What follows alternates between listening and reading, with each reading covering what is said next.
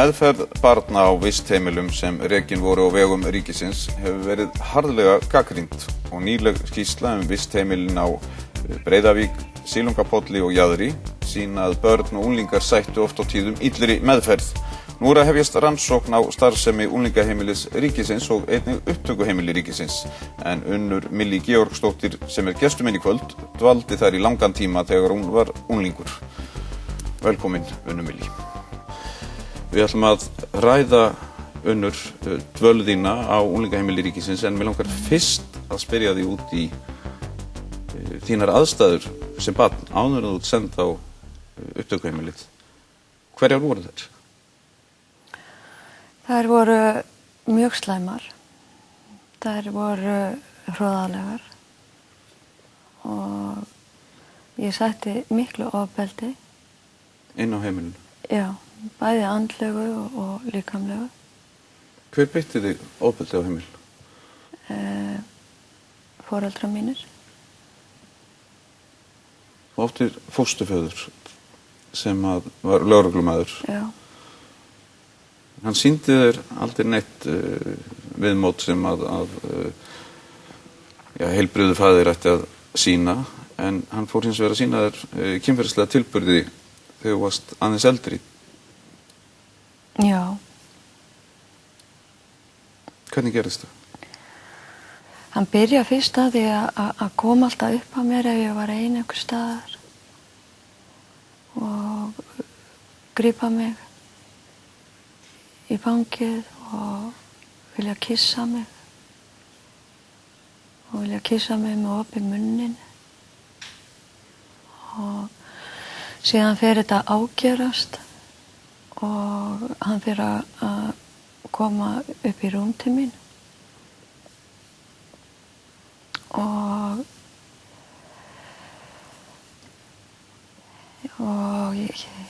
síðan fer að gerast að hann fer að reyna að rétta með svona pening í laumi undir eldhúsborðið svo enginn sæi til. Var hann þá að borga fyrir þögn þína eða? Já, það var eins og það væri leyndarmálið. Hvað með mömmu þína? Gastu, að því að nú sætur þessu ofbeldi í tölverðan tíma hans hálfu, aftur ekkert skjól, gast ekki leita til mömmu þínar og sagt henni hreinlega frá hvað var að gerast? Samband okkar var ekki þannig háttað að ég gæti leita til hennar.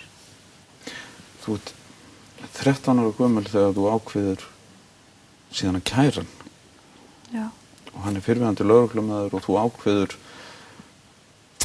á 17. júní nákvæmlega, þú manst alltaf eftir því, já, að kæra hann. Þú segir mér, hvað var til þess að þú lagðir loksins í það að fara til lögreglunar? Ég hitti systur mína og hún spyr mig hvað sé að. Hún náttúrulega vissi af ofbeldinu sem ég hefði mátt þola. En ég segi henni sem sagt frá því hvað hann var farinn að gera og orðið mjög aðgangsharður. Og þá segir hún að ég verð að leggja fram kæru. Og þið gerið það, þið farið saman á lögreglustöðina. Já. Og hvað gerist þar? Það er lögreglumaður sem tekur sem sagt við kærunni og hann skrifar allt niður sem sagt á kæruna og og hann náttúrulega veit að þetta vinnufélagi hans og hann segir við mig að ég verð að koma deginum eftir og skrifa undir kæruna. Já. Sem ég ætlaði að gera. En hvað gerist þá? Það sem gerist að það haft samband við mig úr fjölskyldunni og það bara allt vitlaust yfir því hvernig hvað ég væri búin að gera. Hvort ég væri bara snar vitlaus. Og Hafið þá lögreglumaðurinn sambandi við fósturföðurinn og lét hann vita þessari kæru? Ég held að hafi bara verið leið og hann hefur komið í hús og þá fekk hann kæruna í hendunar. Þegar hann kom í vinnuna sannsagt? Já. Og og það sem að ég geri þegar það haft samband við mig og það allt brjálað að það var ekki spurning að hann hafi gert þetta og þetta hafi átt sér stað og að hann væri svona heldur var þetta svona meira að ég var að segja já, því systir mín að kenna, hún fór með mig. Já, þú fórst í rauninni að draga úr þessu og varst bara hrædd við að hafa tekið þessa ákvörðun. Já, bara hún hefði farið með mig að ég hefði ekki gert þetta einn.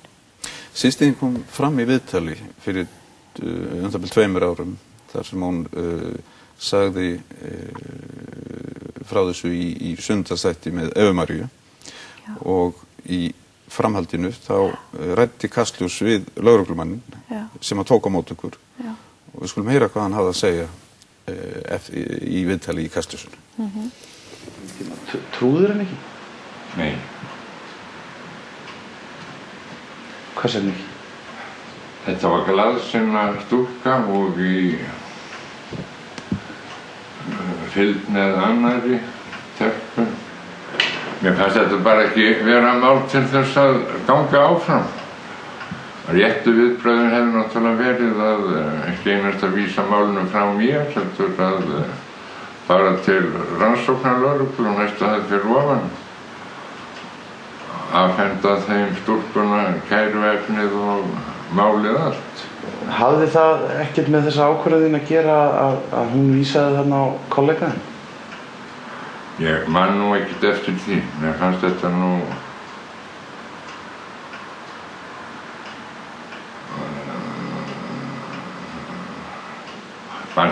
bara vera þannig vaxið. Ég held ég hef nú verið búin að loka málinu áður en að það kom fram og þá get ég ekkert fullyrt það. Hvernig líður þér með þessa ákvörðun að hafa ekki fylgt málinu eftir? Bara einfaldlega að mér hafi orðið á mistök. Ekkert öðruvísi. Nú vorknum senni til stúlkunar og afsökunarbeiðni mín ef eftir verður leitað. Verður jafnan tiltak að biðja hana afsökunar á þessu.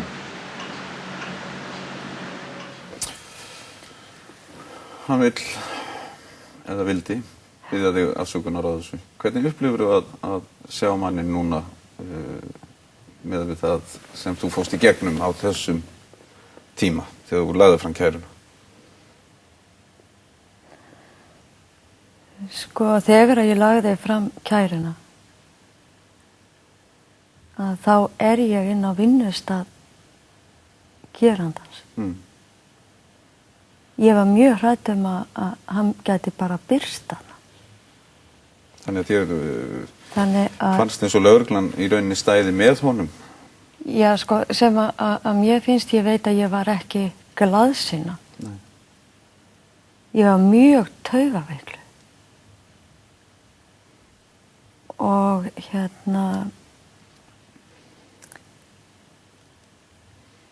og þetta var ekki auðvelt. En hvað gerist í framhaldinu? Það má segja að afskipti lögreglunar af þér hafi aukist raunverulega eftir þetta. Já, ég fekk engan frið. Útskýrðu það eins fyrir mér. Það voru bara vissir menn í lögreglunni sem að eins og hann var þeirra yfirmaður og hafði jafnvel þjálfað þá og það var eins og að þær væru svona með álita mér að láfið hvar sem ég sást og annað þegar ég var með krökkunum að þá var ég bara að pikka úr. Þeir bara byrja að hlaupa eftir mér, bara handtaka mig. Finnst þér eins og það hafi verið vegna þessara ásakana þinna á hendur fósturföðin? Já, vegna þess að það eitt sagði við mig að ég skildi ekki voga mér að bera þetta upp á. Þú ert 13 ára, þú ert farin út af heimilinu, þú ert á götunni raunverulega, bara í félagsskap með krökkum sem í svipuðum aðstæðum. Síðan ertu flutt á upptökuheimilið. Já. Hvað gerist þar? Þegar að ég kem þá farið fyrst með mig inn á Kópavogsbraut 9 sem var kallað 9 sem var eins konar unglingafangelsi. Og ég einhvern veginn vonaðist til þess að ég væri komin í skjól og að Ég fannst eins og þú væri komin þá í einhverjar öruggar hendur raunverulega. Já. En það var ekki svo? Nei, það gerist þarna á fyrsta degi að starfsmaður sem var mjög stór og hávaxinn að hann slær mig rosalega fast í höfuðið og dregur mig þarna inn í einangrun sem að ég var í 2 daga. Þú lokuð inn í herbergi 2 daga í einangrun. Já. Þú í framhaldinu ertu flutt inn á unglingaheimilið. Já. Og það er bara ákveðið að þú eigir að dvelja þar. Segðu mér aðeins hvernig, af því að nú er til dæmis verið að rannsaka þessu unglingaheimili.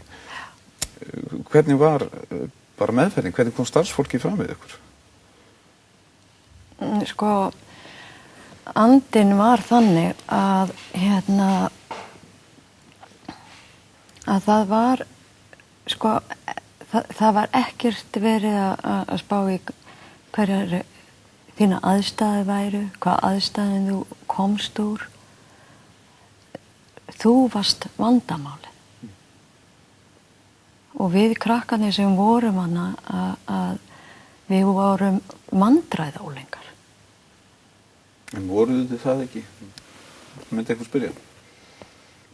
Nei. En starfsfólkið sem slíkt, sýndi það af sér einhverja, óeðlilega tilburði, var ofbeldi, upplifður eitthvað slíkt? Já. Hvernig það? Bara dregin eftir gólfinu, dregin á hárinu og meiri hlutin af starfsfólkinu var í neyslu. Hvernig neyslu? Bara í neyslu á fíkniefnum eða eiturlyfjum. Þannig að þegar það var í vinnunni þá var það í fíkniefnaneyslu, starfsfólkið? Já. Þau gáfu ykkur áfengi líka? Já. Starfsfólkið gaf ykkur vistmönnum áfengi? Já, það var sérstaklega þegar við fórum á útihátíð og þá átti að vera alveg sérstaklega gaman og þá var, ég man ekki hvort það var 1 eða hálf brennivínsflaska á mann. Sem hann var útdeilt meðal ykkar? Já. Sem starfsmenn útdeildu? Já. Þú sagði mér frá atviki sem hefði átt sér stað þegar þú komst einhvern tímann til baka og þú varst tekin út úr herbygginu þínu og þér var nánast skipað að fara til annars vistmanns og eins og þú sagði mér vera góð við hann. Segðu mér, hvað gerðist þá? Já, það sko helgar að það var bruna með okkur á rúgbrauðinu niðri í bæ. Og sko það var allt í lagi þó við værum að það var náttúrulega ofboðsleg drykkja þarna niðri í bæ. Og sko það var í lagi að við værum að drekka eða hvað sem við vorum að gera, það var bara máli var að lenda ekki í vandræðum, lenda ekki í lögreglunni. Það var eiginlega fyrirskipun frá starfsmennunum. Já, og svo gerist það eitt kvöldi þegar að við komum tilbaka úr svona ferð að ég var komin inn í mitt herbyggi og það er bankað á hurðina og ég opna hurðina og það er svona undarlegu ljómi yfir öllum og starfsfólkinu þá? Já, og stóð eitthvað mikið til og önnur stelpa sem að var þarna við vorum búin að drekka en hún var það drukkina, hún alveg datt til hliðana og og þá var það sko, þá átti ég að fara inn í herbyggi til þessa stráks og hún til annars stráks sem var þarna og og þegar ég kem inn í herbyggi til hans að þá segir hann sko að ég verði bara að drífa mig úr fötunum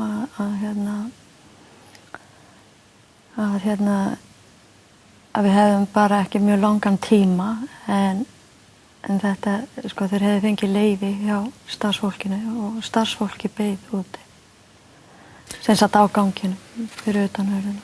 Þannig að það var undirlagi starfsfólksins sem að þú ert sótt og færð inn í herbyggi til vistmanns þar sem þú átt að vera með honum. Já.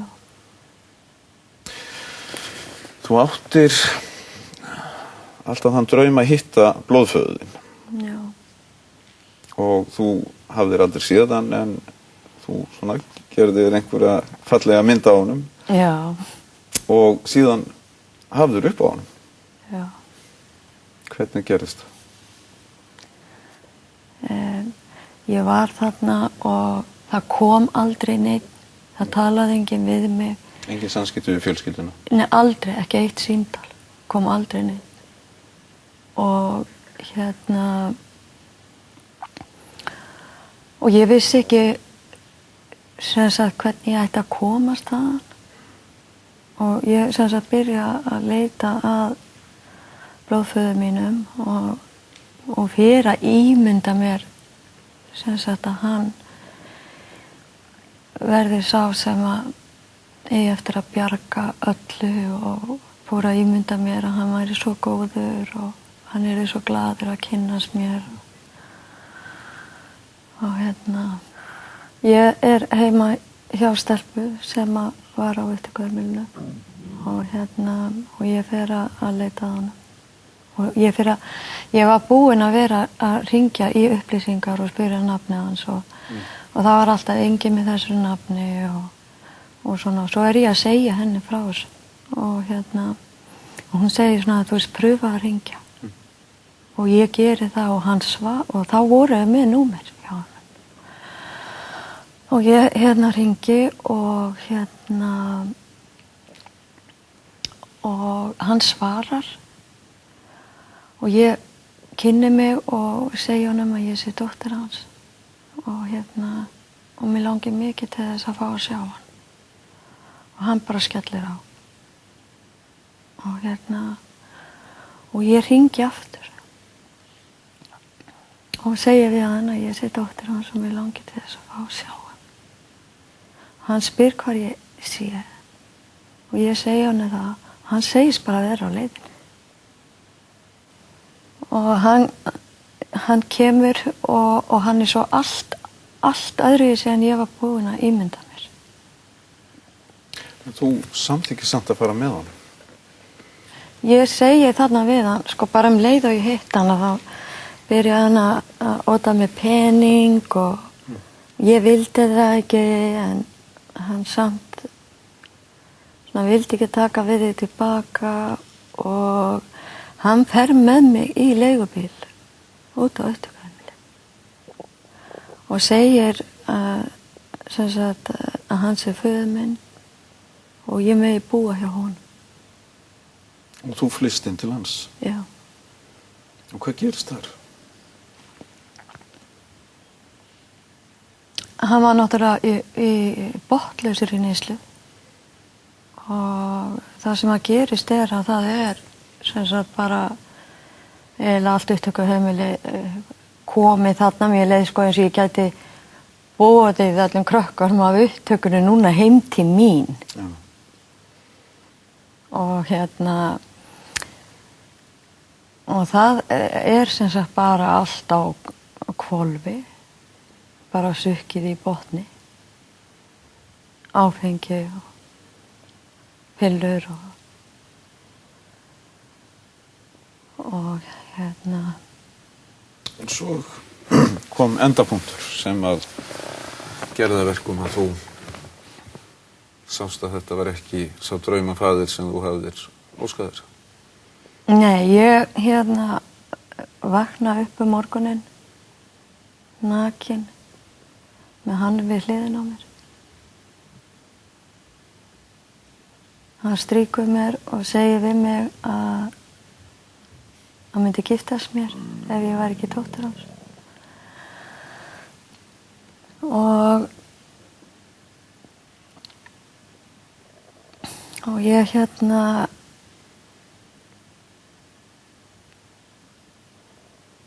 ég held sko að ég vissi ekki hvort þetta var martröð eða hvort þetta væri bara að gerast.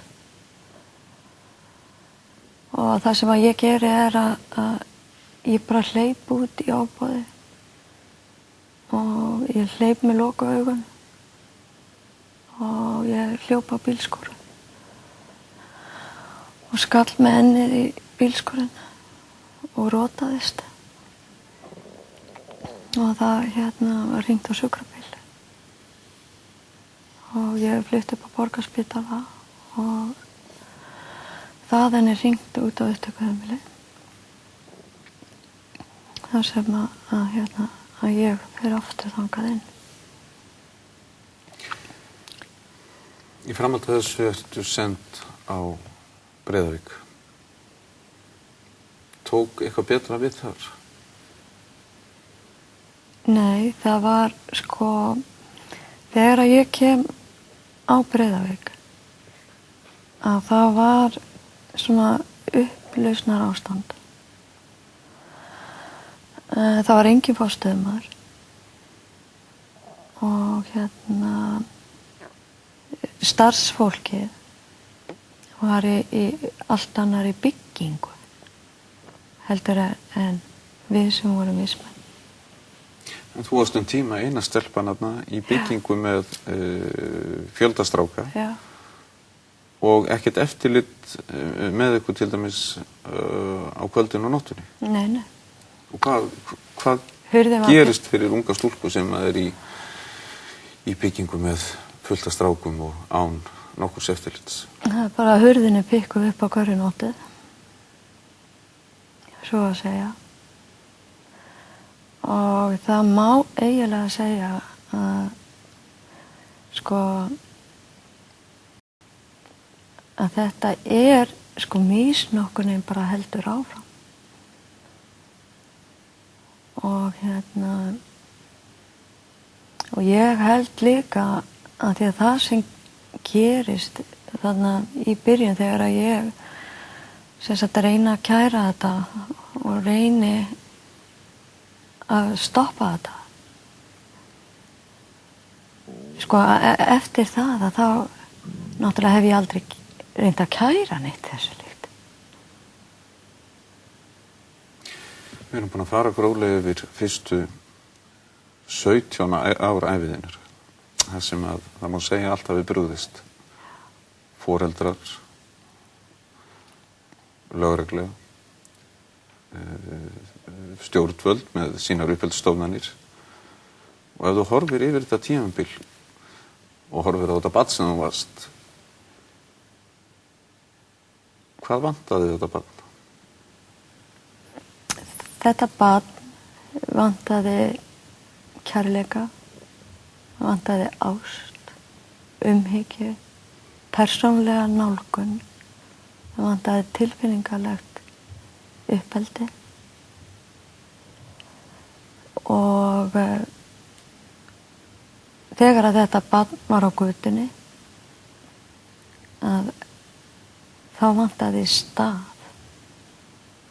sem að hægt væri að labba inn á, sem að væri vel auglýstur.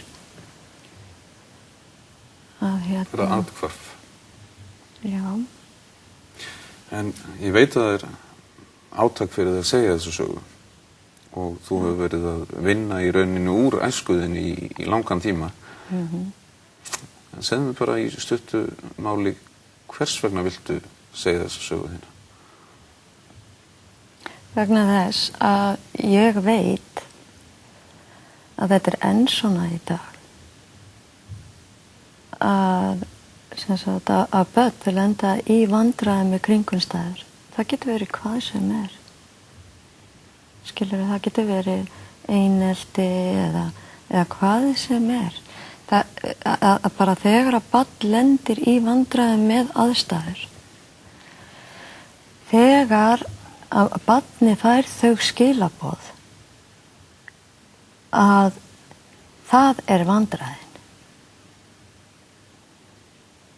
og þá byrjar sjálfsmatið að brotna niður og það hefur bara alveg gífurlegar afleiðingar vegna þess að það tekur ofboðslega langa vinnu að byggja upp brotið sjálfsmat og það hægt að reyna að bjarga þeim sem eru í þessum sporum með að hlúa að þeim þannig að byggja upp mannlegt umhverfi. Unnur Willý, kærar þakkir fyrir komuna.